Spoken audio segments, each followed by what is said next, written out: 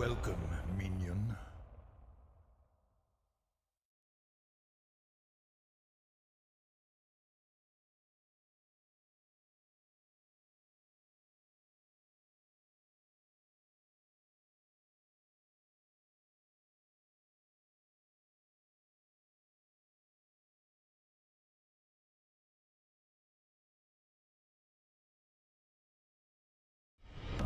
Welcome, minion. Good evening, ladies and gentlemen, and happy Halloween. How are we all today? It's kind of, they're not stressful here. Busy would be the good description. Welcome. Lost an entire day's worth of work with all sorts going on. We had to have some wiring done in the bathroom. And of course, Halloween. Loads of kids. It's been sort of, you know... There's a bunch of other stuff going on today. Like my son's had a day off school to do work experience, but they're supposed to find like work somewhere, and if they can't, they have to do some work at home, and you have to, you know, tell them to do something. So I'm like, right, you can be the cleaner for the day. Bless him, he tried his best, but I think it took twice as long to tell him what to do than it would have taken for me to just do it. So there you go. I forgot an intern. Yeah, that's what I was thinking. Maybe I should teach him to edit videos. But then I remember the content of half the videos I make. He's a little young for that. I mean, the Skyrim ones probably wouldn't be too bad, but still. The Fallout ones, not so good. So, is everyone getting over the disappointment from the Fallout day? God, the Fallout day was announced, and I saw so many people with like, you know, oh, they're going to announce Fallout 3. That type of thing. Let's have a look.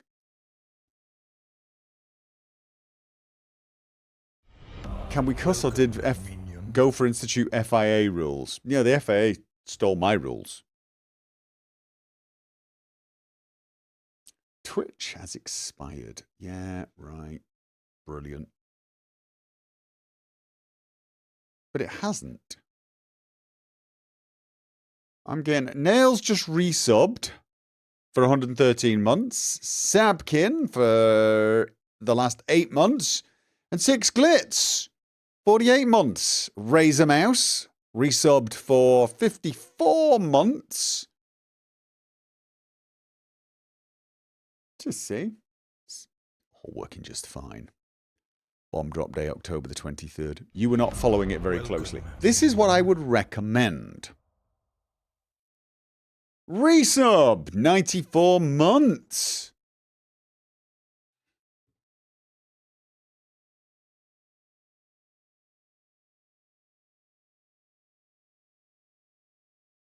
It's going to keep giving me this spammy comp. Okay, I'm going to log out. It says log out and then log back in. Oh, no, don't do this to me. What? It's the Streamlabs thing. Wow, it's annoying.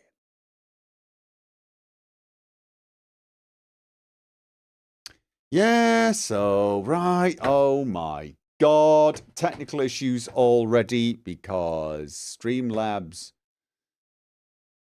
doing its thing.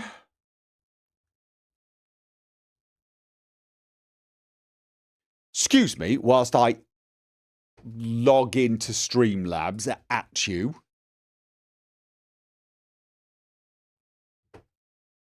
It kept saying, oh, there's something wrong with Twitch. We can't update Twitch. We can't show you the Twitch. We're not logged into Twitch. And all I was getting was Twitch alerts. So God knows what it was whinging about, but it was getting annoying with these little red pop-ups.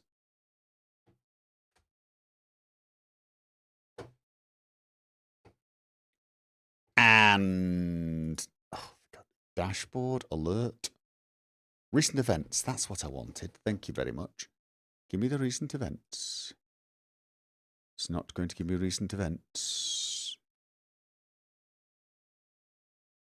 Oh, I hate Streamlabs. Dashboard, recent events. Okay. There we go, I've got it! With Captain Zed Rowe, the last resub, 94 months. Almost at a level 1 hype train. Over on Twitch. Right, there we go.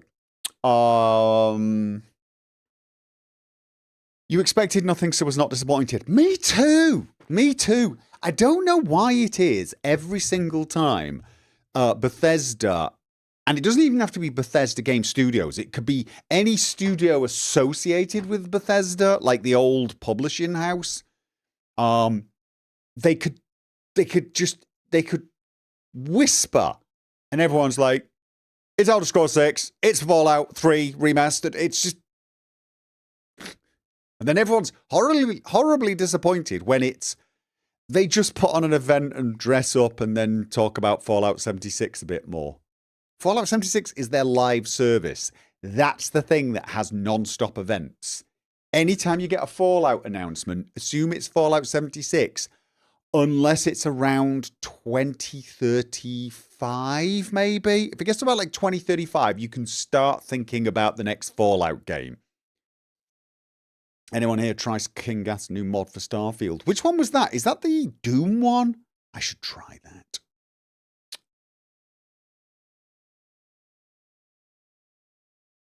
So, yeah. Doesn't look broke to you. Yeah, no, what it was it was my alert thing where it shows me all my recent events so I can read them all off very easily. And it was showing them, but it was also telling me that it wasn't logged into Twitch, which was weird because it was also showing me the Twitch ones. Ay. But anyway, so there you go. I'll be dead in 2035. Don't say that. Don't say that. Yeah. Did somebody ask when I thought Skyrim 2 was going to be out? Elder Scrolls 6 was going to be out. I saw some conversation going on about it. Yeah, still 2030 is my rough estimate. I'm hoping people keep saying, "Oh, I think they've doubled up their dev studio so they can they can go twice as fast, or they could do twice as much work," would probably be a better description. But I don't know what to make of rumors like that, because of course, if they've doubled it up in the last year or two, that's great. It might mean we get Skyrim and Fallout closer together, because if they've doubled their studio size, which I don't even know whether or not that's true, but even if it is, I don't think they'll have all of them working on one game. Because you double the amount of developers on a game, you are not going to double the speed. You are not going to do that. It's not going to happen. It's not how it works. So I would still expect Skyrim to take a while. However, if it turns out that they did this 2 or 3 years ago, because I don't really follow these things, but if it turned out they did this 2 or 3 years ago and they've been working on, they had half their developers working on Elder Scrolls 6 whilst they were finishing off Starfield, then it's definitely possible Elder Scrolls 6 could come out sooner. But I don't even know if it's true. With the popularity of the Fallout TV show, I think Bethesda might have to release a new Fallout game sooner than they planned. At least that's what you're hoping. Yeah, but you say they have to. The problem with that statement is, well, they don't. You might want them to, but they really don't have to. And 2, can they? This is, it's not like they can just go, all right, let's make Fallout 5. And there it is, right? That's just not how these things work. They can't make a decision. Some people are going to go, yeah, that's how they make all their games. Yeah, realize I'm getting taken out of context with that one.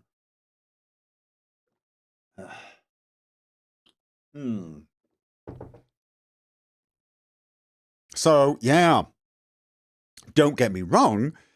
it's foolish that they didn't have something to go for Fallout with the TV show. But then really what they should have had was, like I said, they should have doubled their teams and had someone working on Elder Scrolls 6 and someone working on Fallout 5 from about 6 years ago. But the problem is I don't think they thought they were going to get quite the response from the TV series is my guess. So, but, you know, I mean, look, I want to be wrong. I want to be wrong. I want there to be Elder Scrolls in 2026, as some people are telling me it's going to be. I want Elder Scrolls. In 2 years, Elder Scrolls, that'd be great. I'll just be finishing Sky Oblivion at that point. That'd be brilliant. This would be a happy gopher. But here's the thing. If they've got all this capacity now and they can crank out Elder Scrolls in 2026 and Fallout 5 sometime soon after that, why can't they fix Fallout 4 for crying out loud? See, this is why I'm not... when people were talking about, it's going to be a Fallout 3 remaster, they've not fixed Fallout 4 for the PC yet. It's been broken now for how long? How long? When was the next gen update? It was April. You know me. I'm a fairly forgiving, patient kind of guy, but... Welcome, minion. Oh my god! New member, James Young, on YouTube. What's the issue with Fallout 4? On PC? Basically, if you install any mod that changes NPC data, you will start getting stutters. The more NPC data that gets changed, the more stutters you get. This includes mods like the unofficial patch. I've heard there are some other problems, but that's the big one. That is the big one. So, there's a lot of people... You know, they're playing modded Fallout 4 and they can't play. It's just non-stop stutters. And you could argue, well, just get rid of all of the mods that remove, that altered NPC data. Yeah, that includes the unofficial patch, which a lot of people will refuse to play without. But it's basically, you can't remove a mod like that from your load order mid-playthrough. So you're basically saying, because we've broken this, you have to start a new game. It's awful. Excel for Fallout 4 fixes the stutter. Does it? So there is a mod now that fixes it. Alright, well that's good. I wonder if they're thinking about updating Fallout London then. But I suspect that that's going to be a major thing.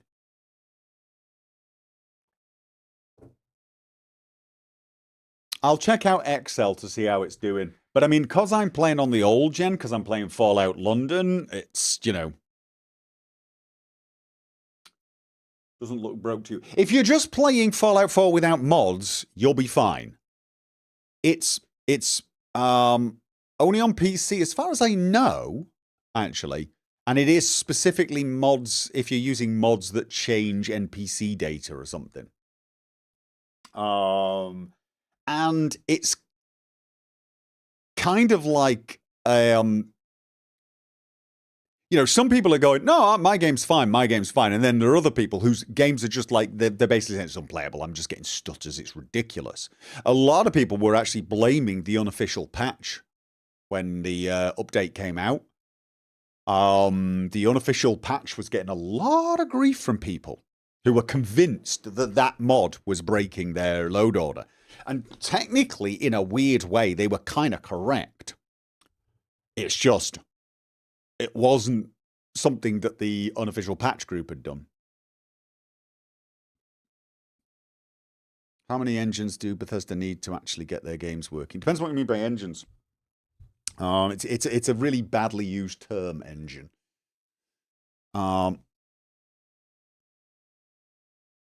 Which is better, Fallout London or Fallout New Vegas?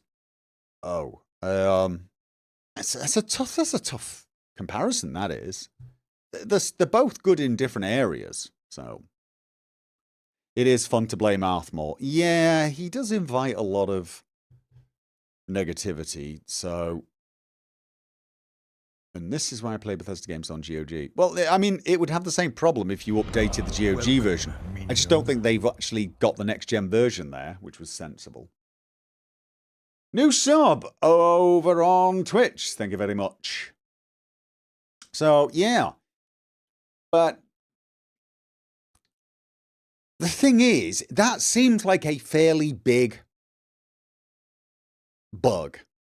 So even though apparently there is a mod called Excel that will fix it, so I will check that out, you kind of think that's the sort of thing that Bethesda should have fixed themselves.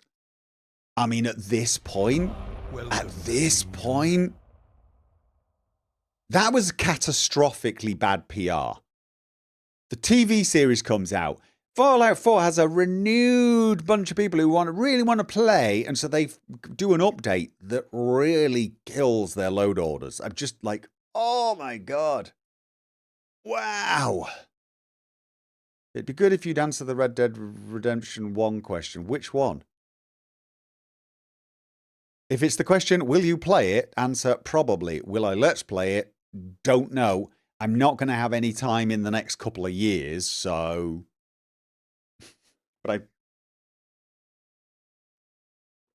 But why would they if modders do it for them? Because they should do it. They shouldn't, you know, it's not acceptable to rely on modders to fix bugs.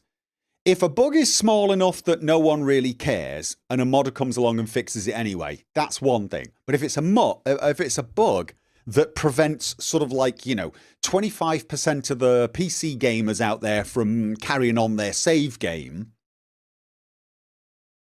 that's really something Bethesda should fix. No ands, ifs, or buts about it. I'm sorry.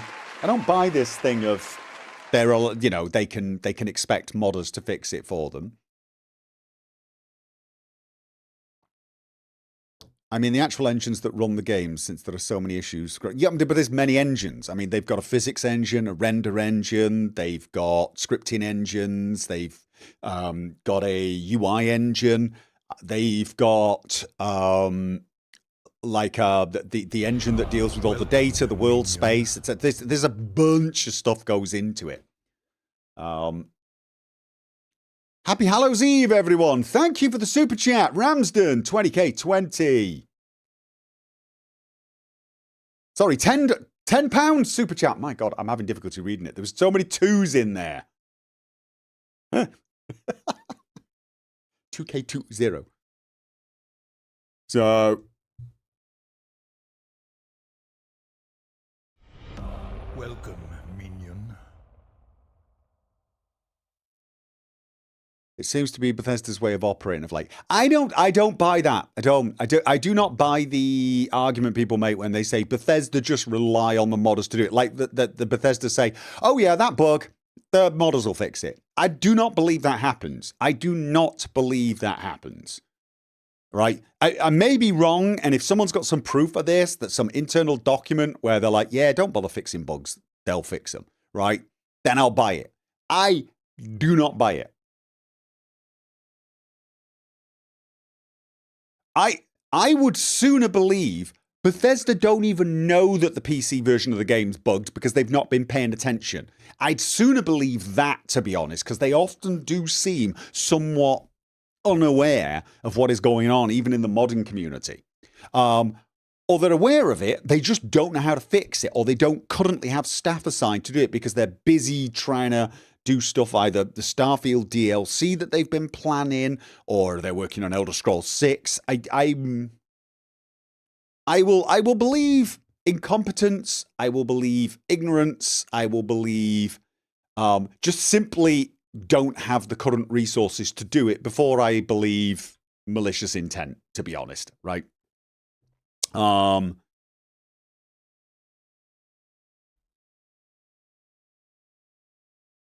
What do you think of Nexus banning patches for verified creations? I've not read. As their new policy for... Yeah, somebody mentioned this. I wanted to read this. Oh, this is going to go on longer than I'd intended. There's no name. I have to say, after Fallout 4, I've lost my respect for Bethesda. Okay. See, I like Bethesda Game Studios games as a general rule, but I don't really, honestly, genuinely look at dev teams and publishing houses and ever really feel like I've got respect.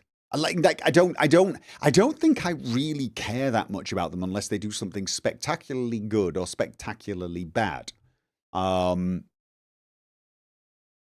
You know, I mean, I had respect for CD Projekt Red back in 2015 when they released The Witcher 3 in the state it was, because it was brilliant and it was like $60 for one of the best value games I'd ever played. All of a sudden, I'm like, yeah, I've got a lot of respect for them for that. But that was like a very, very specific type of respect, and completely and utterly hinging on the game they had just released for me. Now, I still love CD Projekt Red's games based upon the games that they're theirs that I've played. I love The Witcher 3. I adored Cyberpunk, so I love their games. But to me, it's all about the games. So if you turn around to me and say, what do you think of Bethesda? I'd be like, if I'd just been playing Fallout 4 or Starfield, I'd be going, oh, okay. If I'm playing Skyrim, I'm going, they're great, because I'm really just judging whatever game I'm playing. So I guess that's more a matter of Gopher just apathetic for the current climate. No, I'm not apathetic about this. I just don't think I've ever cared as much as people do now about the developers.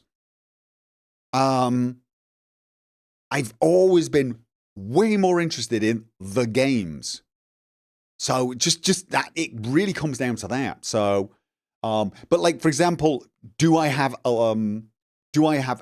disgust or disappointment in the fact that they have not fixed Fallout 4 next gen version yet? Yes.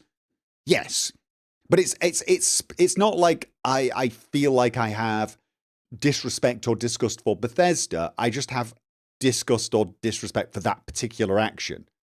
If that makes sense. It just, to me, they're just an amorphous blob that spit out games every now and again, and I don't really take anything they say personally, or anything they do personally. To me, they're just a machine, an amorphous blob, right?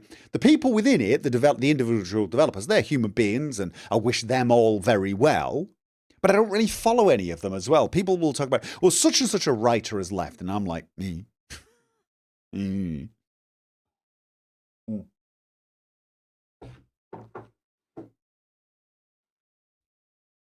So I guess, in the end,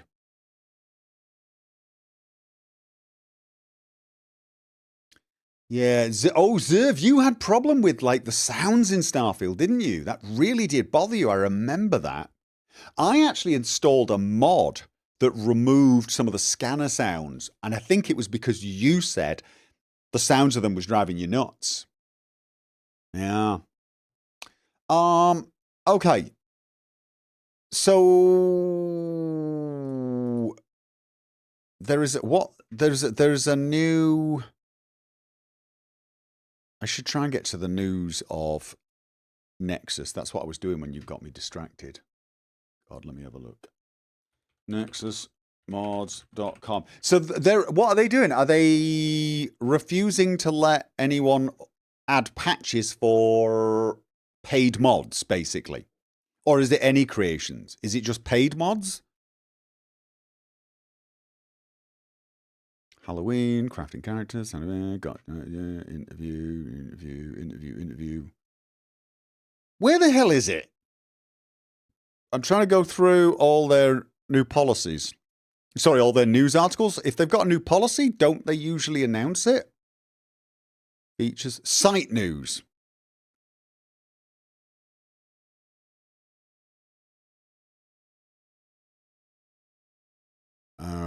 I can't find it.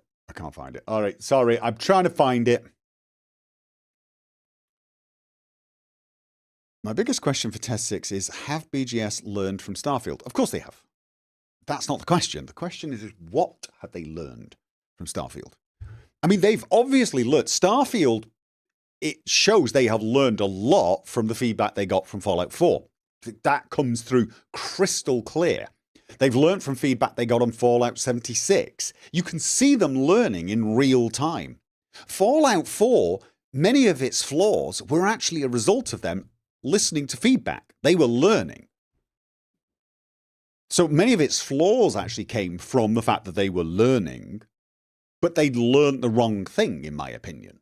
So this is the problem. So yeah.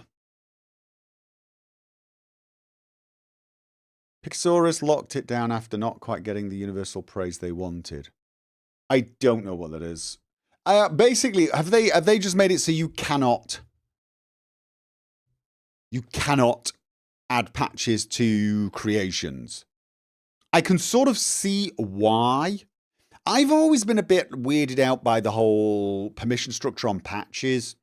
For example, if I make a patch between one mod and another mod, as long as it isn't using assets from the original author's mod, I'm not 1,000% sure I agree with the idea that they actually need permission, you see. I'm not, it depends what it is though, of course. So that's, I think, probably the reason that it's set up as it is because there are probably some scenarios where someone will say, well, what happens if someone does this? And you go, oh yeah, that would be cheeky.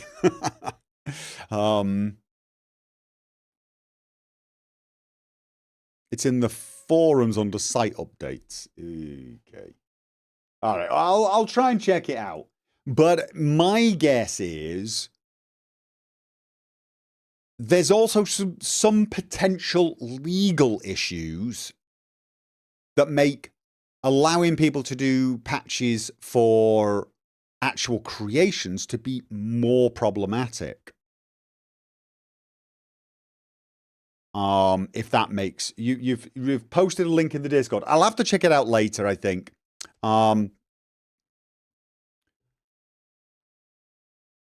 It's the Nexus belief that mods shouldn't be paid for. Okay, so they're saying, look, we don't want to get mixed up with the whole paid mods thing. To be honest, I can sort of see Nexus's point there to some degree.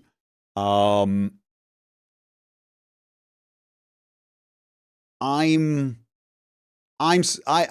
guessing there's a whole heap of potential problems.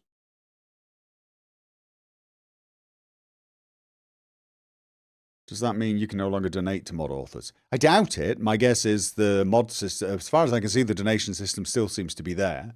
But there is a whole heap of new legal issues with a paid mod that could bite Nexus in the backside.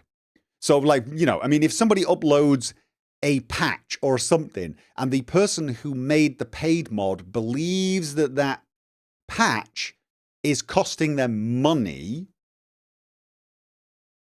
well, you know, you can see, I mean, and I don't even know how that would happen, but I'm envisaging someone uploading a patch or a tweak or something that works on a paid mod, and I don't know. There being some conflict commercially. And I could probably sit down and come up with some scenarios if I put my brain to it. So there's translation patches for, okay, again, I don't know what the situation would be on translation patches. I mean, look, you're an author of one of the creations, Anuctium. Do you have an issue with people creating patches for your mod? Can you imagine there being some way that it could cause problems? You've probably put way more thought into it than I have. Creations just need to go away, lol. They're never going away now. It's just you've got to go with it now. You can't think of any at all, right? Maybe Nexus are just being ultra cautious, or maybe they're being ultra salty. I don't know. You know, they might be like, paid mods, bar humbug. Although I do doubt that, to be honest. as a general rule, that doesn't really feel right. Normally when you look at issues like this, it's normally we are either doing something because it's for the betterment of the Nexus mod site, or because we're desperately trying to avoid any potential problems sometime down the line, I think. Translation patches have been a godsend. It would be a shame if they're taken down. Right, you see, this is the thing. Maybe there's some way they could get, like, authors like yourself could give permission or something like that for certain types of patches and so on. In their blog post, they explain their reasoning. You can't recall what it was. It must have been absolutely shatteringly good if you then.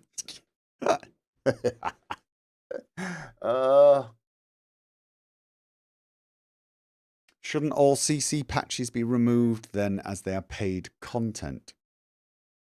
Creation Club patches. My guess is Creation Club patches are different because they're official content.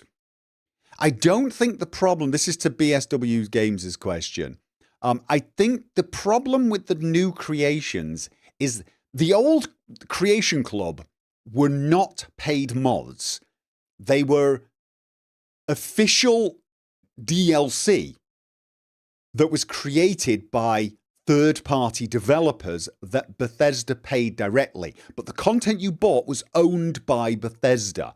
They had full rights to that content, as far as I know. And so you could treat it like all of the other DLC from Bethesda.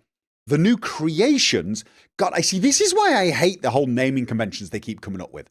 But the new creations is definitely paid mods, and Bethesda, I don't think, own the absolute rights. And Nuxium would probably be able to tell you better than I, but I think the mod creator owns the rights to it. So Bethesda cannot do as they please with it. And conversely, what's the word? Simultaneously, the same is probably true for Nexus. But I don't know. I'm guessing. I am guessing. Totally. There's nothing more than a guess.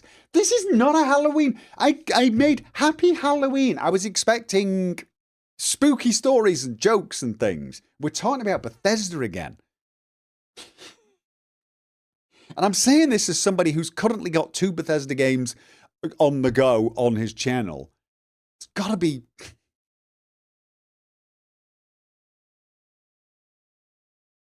don't know if they're planning to push collections next year, and VC is a direct competitor to that.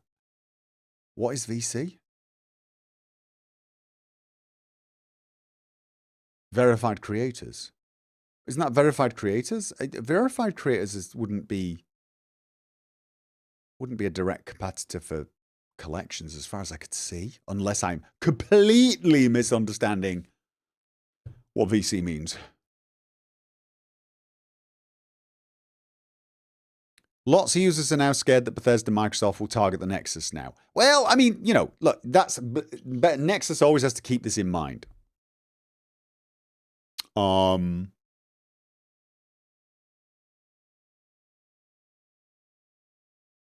surprised nobody brought up Dragon Age Veilguard, which was released today. Oh, is it any good? Is it any good? No, I will not be doing a Let's Play of it. I do not have time to do a Let's Play of it. I didn't even get around to playing Inquisition. I need to play Inquisition first, and I never even finished Dragon Age 2. So realistically speaking, I got a lot of stuff I need to play. So probably not. Sorry. It honestly doesn't look. You know, it looks okay and everything, but not really a Let's Play game. I'm terrified about Test 6. I'm not. That's the thing. I'm just not. I reckon Test 6 is just going to be a more polished, more up-to-date version of Skyrim, pretty much. My guess is they'll play it safe with a few new additions. Because with the Elder Scrolls, I mean, Starfield was a whole new IP and a whole new set of things. If they were thinking of trying to do some procedural generation for all of the content or anything like that and make Test 6 the whole of Tamriel. Hopefully now they will have decided, you know what, let's not do that. And, they hadn't really started on Test 6, as far as I know, beyond pre-production. So, yeah. I'm gonna guess Elder Scrolls 6. It'll just be, imagine Skyrim, but with all of the good things that were added in Starfield. I mean, what I'm looking for is Skyrim looks nicer, has more than, can handle more than 3 light sources like Starfield can. You can climb ladders. The shading's better, but more importantly, they lean into the dialogue, because they definitely leaned into the dialogue. I like that. Have some more dialogue skills, thanks. I just see if you can bring that in, whatever. Just do that, and I'm happy. Don't get too creative. Don't stick to what you're good at. Stick to what you're good at. That's what I want. I want more of the same. Now, will that please everyone? No. In fact, it will annoy some people because it's not groundbreaking, etc., etc. But I think if I had to guess, if I had to bet my life, I'd say that's what they're probably going to do. They're probably going to play it safer, and make something more traditional. I think.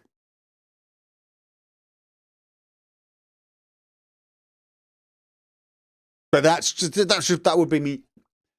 But then, I would have also said, yeah, they'll focus on getting Fallout 4 Next Gen working for the PC.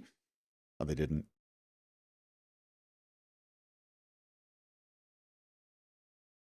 You'd like branching paths within the faction quests. Oh, I've got a whole heap of things I'd like.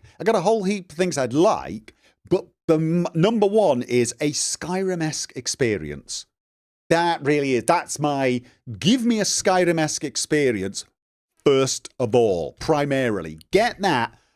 If you can add some nice things on the side, that would be great. But Skyrim, I mean, I'm one of the... Look, Bard's College expansion is working for me for a reason. Bethesda, I'm telling you now, some people are going to rage and go, you're the reason gaming is in the terrible situation it is. Okay, fine. I'm going to say it. Bethesda could release a full DLC, a Dawnguard DLC, a Dragonborn DLC for Skyrim. Yes, they could release a DLC, an expansion pack for a 2011 game right now. I'd buy it. Fight me. Don't care. Come at me. Blame me for the state of the world. Don't care. I'd play it and I'd be smiling and you'd be the one being a big old grump. Okay?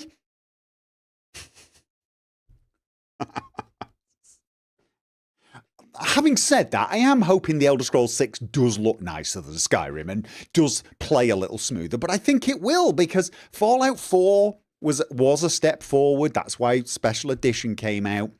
And Starfield, there's a lot about it that works well and I think will morph into Test 6. But I can't do a stealth archer. You'll be able to do a stealth archer into Elder Scrolls 6, I think. I mean, honestly, I am so impressed with the Bard's College expansion. I am. I'm loving it.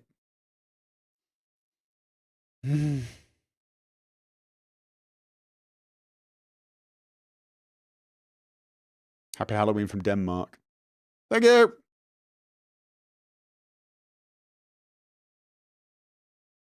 Skyrim magic is boring, though. I mean, I wouldn't say it was boring, though. I wouldn't say it was boring, though. I just wouldn't. I know we all have fond memories of Oblivion and Morrowind and being able to craft spells, etc., and become stupidly powerful by getting a spell that would do absolutely everything at once.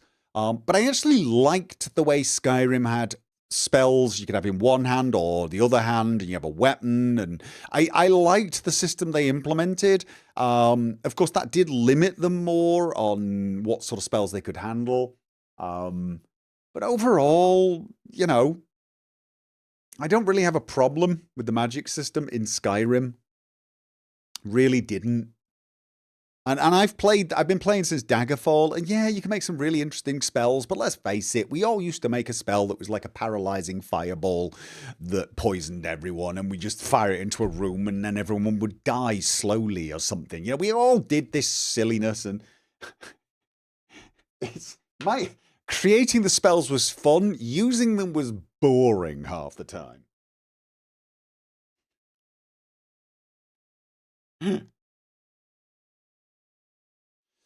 With how Bethesda's never updated their NPC AI, you can do a stealth archer build. Here's what I will say, though. I'm still wanting them to go back to Skyrim's AI, at least the Radiant AI. No, or Fallout. Fallout 4 had good Radiant AI as well. But Skyrim did it better. Starfield was a real step backwards for the Radiant AI. Give me shopkeepers who go to bed. Oh, you know what? I'm 15 minutes late for Baldur's Gate 3. Yes, I am.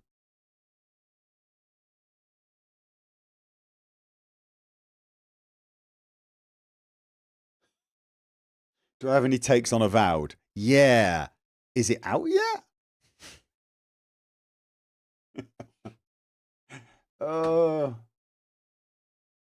Starfield just didn't have AI. The combat AI was not that bad, actually, for them. It wasn't brilliant, but it wasn't actually that bad. But they just didn't have Radiant AI. Radiant AI is the AI where an NPC has a life. You know, they get up at a certain time. They hang around their house for an hour. Then they go to work and they stay at that workplace. And then at 5 o'clock, they go to the pub and they spend 3 hours in the pub and then they go back home. They have a life cycle. It's not much. It's not super complicated, but it's amazing how alive it made Skyrim feel. Especially if you're doing a thief run. You know what I'm saying? You're still baffled why Starfield doesn't have Radiant AI. My guess is it's because they had a lot more NPCs on screen at once. And still, Atlantis felt lifeless to me. I mean, but things like Aquila City, they have a lot more NPCs moving around. So I'm guessing the Radiant AI system probably would have put some taxation on it. And as Anoxium himself said, there's also a real estate issue. Most of the NPCs, the named ones, they don't actually have places to sleep. But the thing is there is some sort of Radiant AI. Somebody reminded me last time we had this conversation. Mars. If you go to Mars, you will see the miners go to bed. You will see the miners go to bed. They've got bunks and they go to bed. But the shopkeepers never do. The shopkeepers never, ever, ever, ever do. It's really annoying. Guess it has to do with the different timelines. I mean, here's the thing. They should have just basically come up with some flexible system on the timelines. But basically what I would have encouraged them to do is use universal time. Use universal time for planets that had really out of sync times. So if you had like a 36-hour day or something like that, just use universal time. That means sometimes you'll be getting up in the day, sometimes you'll be getting up at night. Just do that. On planets where it was somewhere between 22 and 26 hours, just use the planet time. So they would have had to have tracked two timelines or something and just decided which one. You could have custom timeline for each planet. I mean, it really wouldn't have been that much to ask, to be honest, but I think it was a mixture of too many things making it too hard. Did Gopher ever play Cyberpunk? To death, yes. I've even got 2 Let's Plays of it. On my channel, there is a Let's Play of Cyberpunk. 2.0. Rotate shopkeepers, day shift, night shift. I mean, even that would have been better than nothing, although some of the planets have got like, 60-hour time shift, so it still would have been like a 30-hour shift for both of them. So, but even that would have been better. At least it would have meant it felt a bit different.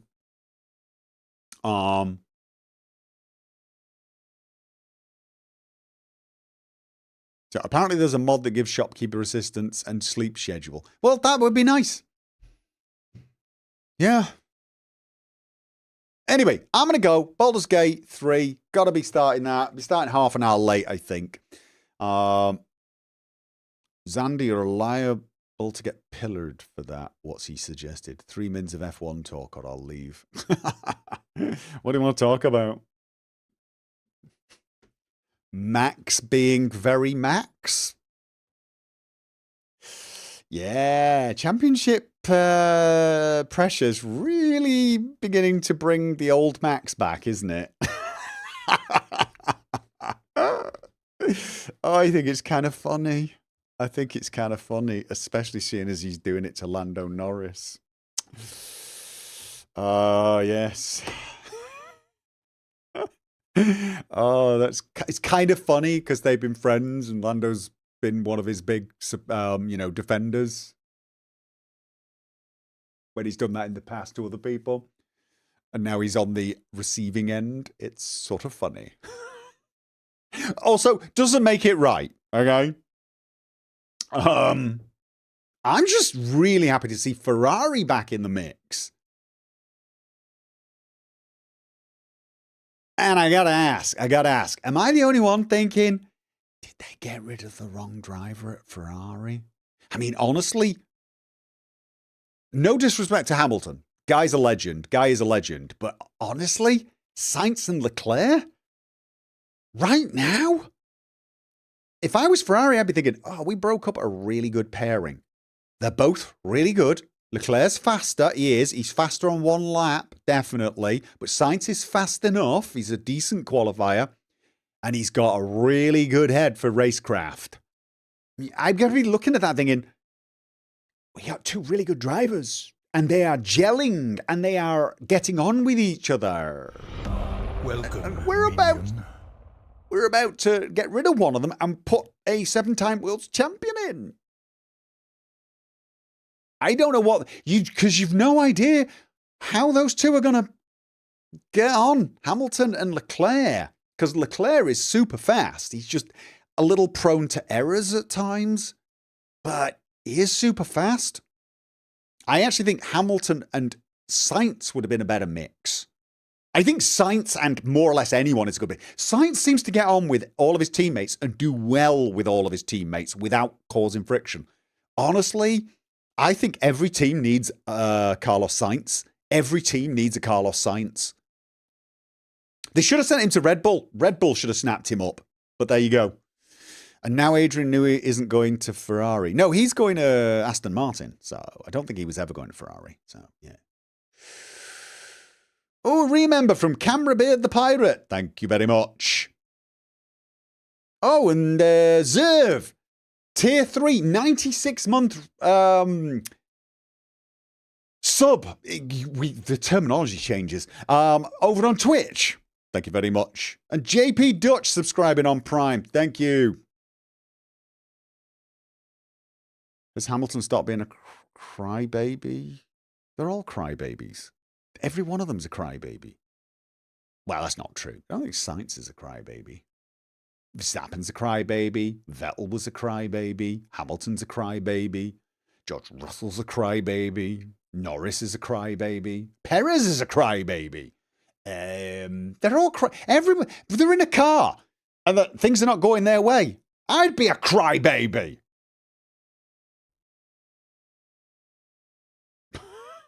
They're all. There's very few of them are not crybabies, to be honest. Alonso. Oh my God, how often did he have a hissy fit? It's been a while since we've had an Alonso hissy fit, actually. But, they're all, the vast majority of them, whinge and whine. Every time a driver does something they don't like, they whinge and whine about it. But if they do something someone else whinges and whines, they call them a crybaby. Kimi Räikkönen was the last non-crybaby. Well, no, he wasn't a crybaby. Carlos Sainz, I don't think is a crybaby. Not really. There's a few of them who just don't. Kevin Magnussen. There's a few of them that just... Alonso deck chair was the best, yeah. Candleberry Sadie, thank you for the resub. Going back to argue with the Redditors over on Nexus. Don't do that. I support the drivers that play video games like PUBG. Okay.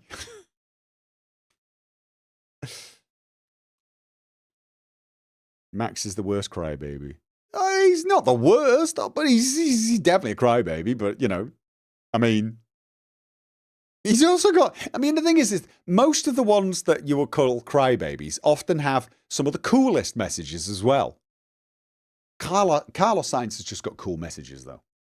If you can't tell, I'm kind of liking Carlos at the moment. I'm Team Carlos right at the moment. I just am. He's just a smooth operator. Yes, he is. The biggest one must be Horner. Oh, God, Christian Horner. Yeah, he is a bit of a crybaby, isn't he? He is a bit of a crybaby. I got to admit, I don't like him. I don't know what it is. It's very rare. I listen to someone say something on the radio and I don't like them. Because I love listening to Max and his engineer like snarking at each other, because they do. It's really good. I think they're really good friends, but they got a way of talking to each other that's utterly awesome. Cracks me up all the time. But then, you know, Horner comes on the radio and you think, oh, shut up. Oh, yeah. Dear, oh dear. Team radio. Played Squirrel with a Gun. Yeah, I saw that one. Max is funny in a completely unironic way. Guy just doesn't give AF. Well, he does. He doesn't give AF what anyone thinks of him. But he gives AF about winning to the point that, well, that's where I think the cracks appear sometimes. He's one of those flawed geniuses. He's got that Schumacher thing. Like, you look at him and you think, God, the man's amazing. Yeah, he's a bit of a git, though. Like, you know, you look at him and think, yeah, it's when people use the term ruthless for a sportsman, it's a nice way of saying he's a bit of an unsporting git at times. Oh. But, you know, most of them are hilariously funny when they're complaining, or if they've got a penalty.